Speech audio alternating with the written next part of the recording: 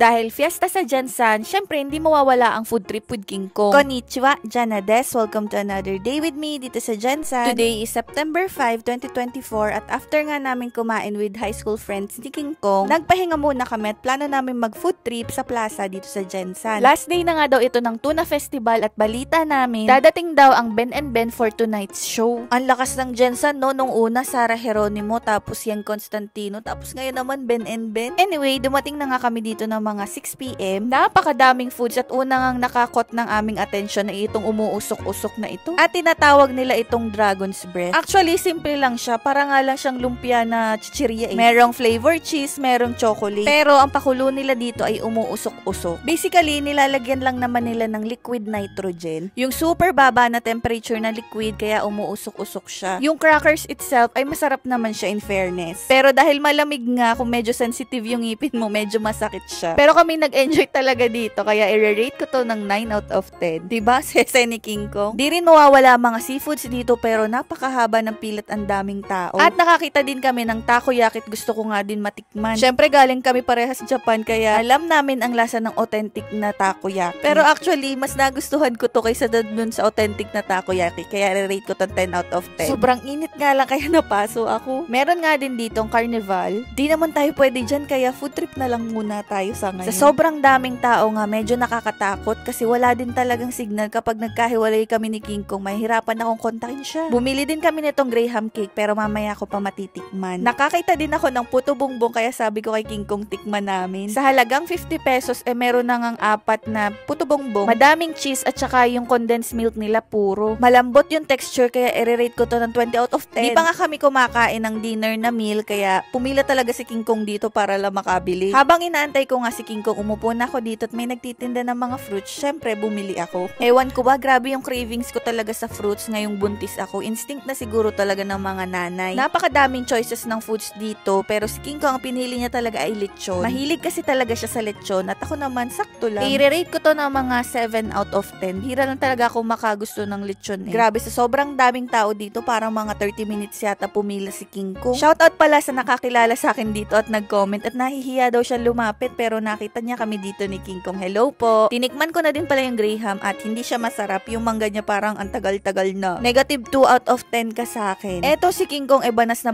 nga sa damit niya at nakakita nga din kami ng mga souvenir na damit. Napakadaming ang design dito at mamimili ka lang talaga sa number kung anong gusto mo. At yung tela nila dito ay yung manipis, yung parang pang sports. Nagpagawa kami ni King Kong pareho para souvenir na din. Habang inaantay nga namin, tawang-tawa siya dito kasi yung bench, literal na bench ang nakatatak. Akala ko pa nga nung una Japanese kanji, ito yun pala bench na upuan talaga. Siguro mga around 10 minutes kami nag-antay dito bago maigawa yung aming damit. Natatawa nga ako kasi yung size na pinili kong damit mas malaki na ngayon kay King Kong. Dati parehas lang kami. Pagkakuha nga namin sinuot agad ni King Kong. Actually gusto ko na ding magpalit kaso nga wala pala akong nasuot na pambaba. Nakadress lang talaga ako kasi ako'y banas na banas. Grabe din kasi talaga yung init ng katawan kapag buntis. Diba nasarapan kami dun sa puto bongbong kanina, tapos nakakita ulit kami ng ibang seller. So bumili ulit kami, 100 pesos pa, kako baunin namin habang nanonood kami ng Ben and Ben. Pero nung tinikman namin, hindi siya kasi sarap nung una. Mga 6 out of 10 lang yun. Pero pwede na din. Napakahaba nga ng pila dito. Syempre Ben and Ben ba naman, buti nakapasok agad ang mga buntis. Kaso, ang dami na ding tao at hindi na din ako nagpilit pumasok pa sa loob kahit kaya pa.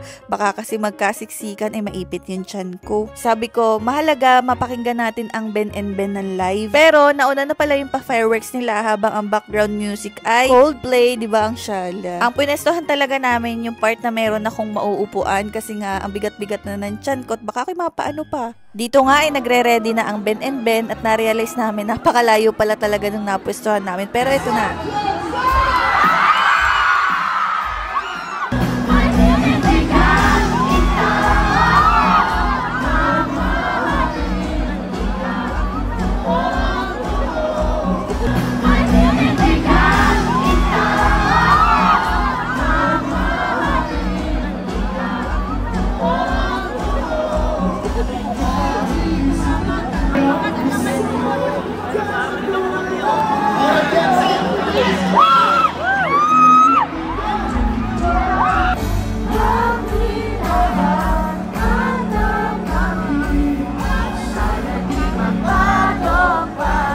na nga namin naantay yung araw-araw kaya nauna na kaming umuwi at gusto ko na din talaga magpahinga. And that's it for today. Jane, miti ko rin arigato. Bye-bye. See you on my next vlog.